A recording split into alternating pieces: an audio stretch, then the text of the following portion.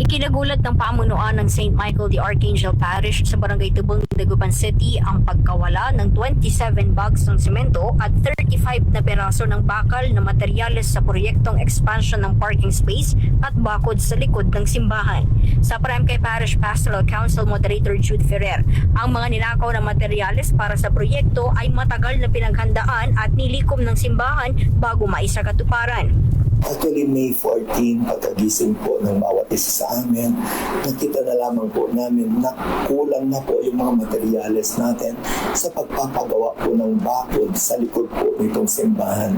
Ano ang epekto nito? Malaking-malaki po sa kadahilan ng ito po ay ipinanghihiram pa lang ng simbahan.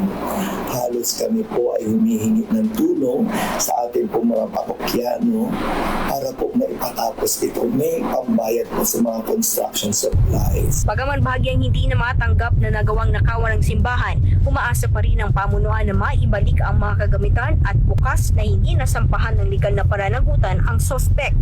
Alam niyo po ang puso ng simbahan, lalong-lalo na po si Father Winston, ang gusto po niya lagi ay kapatawaran. Ngunit sa isang bahagi naman po, gusto rin niya na matuloy ang mga proyekto ng simbahan ito na ibalik lamang, wala na po tayong pag-uusapan.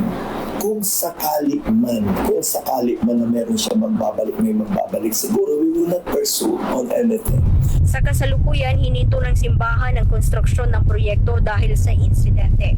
Idinulog na rin sa barangay at pulisya ang insidente at kasalukuyan ang tinutukoy ang mga persons of interest. Sa kabila ng naturang insidente, iginitang pamunuan ng St. Michael the Archangel Parish ang kahandaan nitong patawarin ang sinumang responsable. Ngunit nananawagan din ito ng kabutihang loob at donasyon para maipagpatuloy ang proyekto para sa mga parokyano. Mula rito sa IFM Dagupan, Idol Jam Victorio, Tatak, RMN. RMN Network News.